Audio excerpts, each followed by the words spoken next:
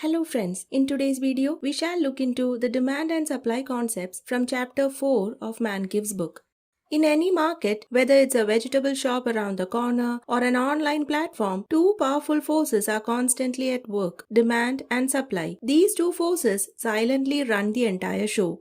They decide how much of a product gets made, how much people actually buy, and most importantly, what price you and I end up paying. But prices don't stay fixed. Whenever something outside the market changes, maybe a festival, a weather shock, a change in people's tastes, or even a rise in input prices, the demand or supply shifts and the market price quickly adjusts. That's how markets are balanced and function smoothly. So what is a market? A market is simply a group of buyers and sellers dealing with a particular good or service. And in this space, buyers and sellers each have a very important role. Buyers, when taken together, determine the demand for a product, which basically means how much people want to buy at different prices. If a lot of people are interested in a good, demand will naturally be high for that good. If only a few people want it, demand will be low. And of course, no single buyer can decide the total demand in the entire market. On the other hand, sellers together decide the supply of a product. That is, how much producers are willing and able to sell at various prices. When prices are high, sellers get motivated to produce more because it brings them more profit. When prices fall, they may cut back on supply because it may no longer be profitable. And again, just like buyers, no single seller determines the entire market supply. So it is the interaction between buyers and sellers that ultimately shapes the market price. The price we see in the market is the outcome of this continuous tug of war between demand and supply. Markets can be highly organized or less organized and highly competitive or less competitive. Let's see what does that mean. Agricultural and fish markets are examples of organized markets where buyers and sellers meet at a specific place and prices are often set through auction. On the other hand, clothing stores in malls or the market for ice cream are less organized. Here, each seller sets their own price independently and buyers compare options across different shops. Coming to the nature of competition, some markets are highly competitive. A perfectly competitive market has a large number of buyers and sellers selling homogeneous or identical products. Neither a single buyer nor a single seller can influence the price in such a market. Sellers have no reason to charge less, and if they charge more, buyers simply go to another seller. So the market determines the price and firms become the price takers. At the market price, buyers can buy all they want and sellers can sell all they want. However, not all markets are perfectly competitive. Some markets have only one seller, called a monopoly. A monopoly exists when a single firm controls the entire market. Many towns in India have only one private cable operator. Rail services in India are operated by Indian Railways, making it a public monopoly. Globally, Google holds a dominant share in internet search, making it a near monopoly in search advertising. Even though real markets differ, economists often start with the assumption of perfect competition because it simplifies the analysis and offers useful insights into how real markets behave. So for our demand and supply analysis, let's take ice cream as an example. The quantity demanded of any good is the amount of the good which the consumer is willing and able to buy at a particular price. So if the price of ice cream increases, the quantity bought decreases. And if the price of ice cream decreases, the quantity bought increases when other factors are being held constant. This is the law of demand. We can see a seesaw-like behavior between price and quantity demanded of a good. But what is meant by other factors being held constant? Which are those factors? Those factors are called the determinants of demand. These are the factors other than price that can change the quantity demanded of a product. Even if the price stays the same, these factors can shift the demand for a good. Similarly, the quantity supplied of any good is the amount of the good which the producer is able and willing to sell at a particular price. So if the price of ice cream increases, the quantity supplied increases, and if the price of ice cream decreases, the quantity supplied decreases, other factors being held constant. This is the law of supply. Again, other factors held constant are the determinants of supply, that is, factors other than price that changes quantity supplied. The determinants of demand and supply can change individual demand and supply as well as market demand and supply. Let's see what these determinants are. The determinants of demand include prices of related goods, consumers' income, taste and preferences, future expectations, number number of buyers, population, and season and weather.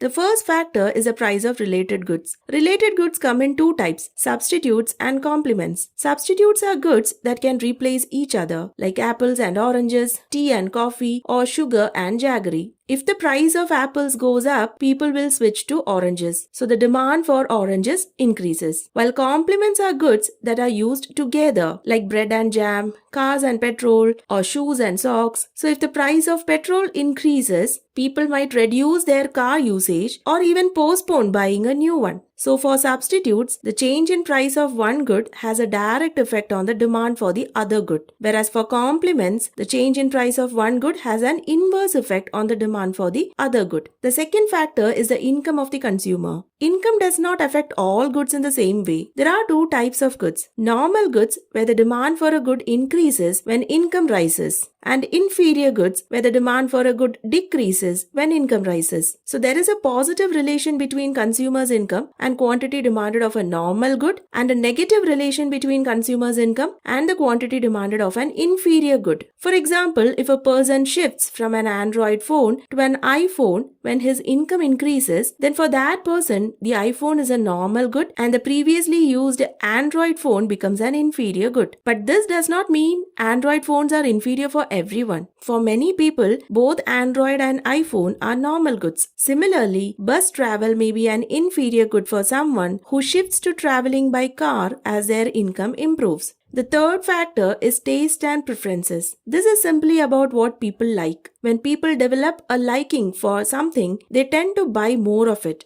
Advertising, branding, trends on social media, and even peer influence can shape these preferences. For example, people who love chocolate-flavored desserts will naturally choose them more often, thereby increasing the demand for chocolate-flavored desserts. People who prefer branded products will show higher demand for branded items compared to non-branded ones. Next comes expectations. If consumers expect the price of a product to increase in the future, they tend to buy more of it now. On the other hand, if they expect their income to fall or expenses to increase, they might cut back on current consumption and save more. Another factor is the number of buyers. If more people want a product at the existing price, overall market demand increases, and vice versa. For example, if ice cream suddenly becomes popular among teenagers due to a viral trend, demand rises even though the price has not changed. Closely related to this is the population, both in terms of size and composition. A larger population naturally increases the demand for goods, but the composition of the population also matters, like age, gender, religion, and culture all influence market demand. Say, a higher female population may increase the demand for cosmetics and clothing varieties. A population with many children increases the demand for toys. A region with majority of Hindus may show higher demand for vegetarian foods. Lastly, we have season and weather as a factor. Hot weather increases the demand for fans, air conditioners, and ice creams, while cold or raining weather increases the demand for woolen clothes or umbrellas. People's consumption patterns change naturally with the weather patterns. So, these are the major determinants of demand that influence how much consumers want to buy even when price stays constant.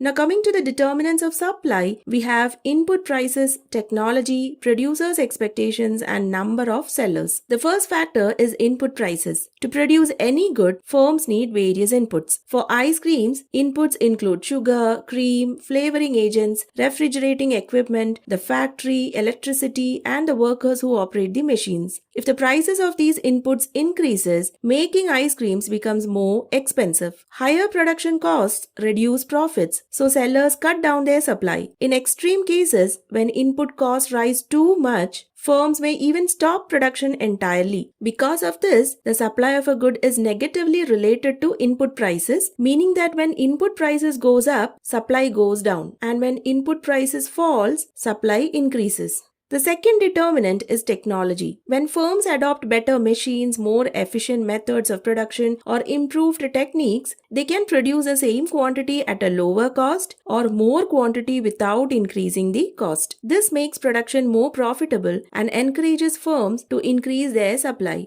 So technological improvement leads to an increase in supply. Another important factor is expectations. Just like consumers change their buying behavior based on what they expect in the future, producers also adjust their supply based on future expectations. For example, if an ice cream seller expects the price of ice creams to rise in the future, he may choose to reduce current supply to sell more later at a higher price. Expectations about future costs or market conditions can significantly influence how much firms supply today. The final determinant of supply is the number of sellers in the market. If there are only a few sellers of ice creams, the total supply in the market will naturally be low. But if more sellers enter the industry, total supply increases because more sellers are contributing to the production of ice creams. So a large number of sellers lead to a higher market supply, while fewer sellers result in lower supply. These are the key determinants of supply that shape how much of a product firms are willing to produce and sell at a given price.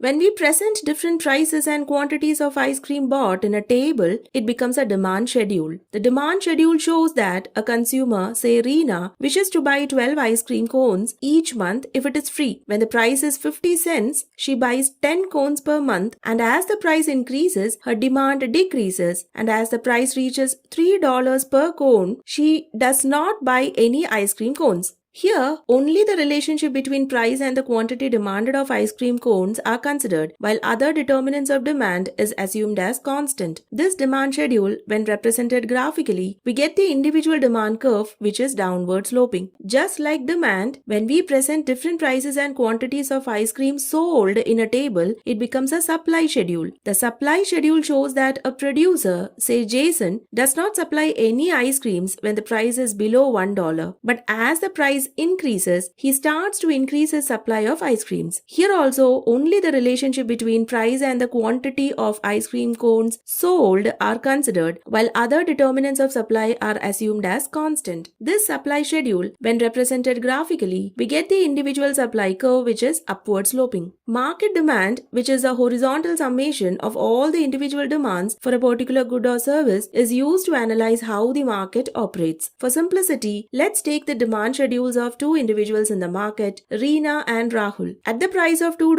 Reena demands 4 ice cream cones and Rahul demands 3 ice cream cones. So the quantity demanded in the market at this price is 7 cones. Similarly, market supply curve is the sum of all the individual supply curves of each seller of a particular good or service, or say the horizontal summation of all the individual supply curves. Let's take the supply schedules of two sellers in the market, Tom and Jason. At any price, Tom's supply schedule tells us how much ice cream he sells, and Jason's supply schedule tells us how much ice cream he sells. Say at the price of $2, Tom supplies 3 ice cream cones and Jason supplies 4 ice cream cones. So the total quantity supplied in the market at this price is 7 cones. Considering price and other factors affecting consumers' demand for ice creams, the demand function, which shows a functional relationship between demand for a good and its determinants, can be written as QDX is equal to the function of PX, PR, Y, T, E, P and S. With all the determinants of supply given, the supply function can be expressed as quantity supplied of good X is equal to the function of P of I, T, E and Sn. If you like the video, do subscribe to my channel and share the videos with your friends. Thank you.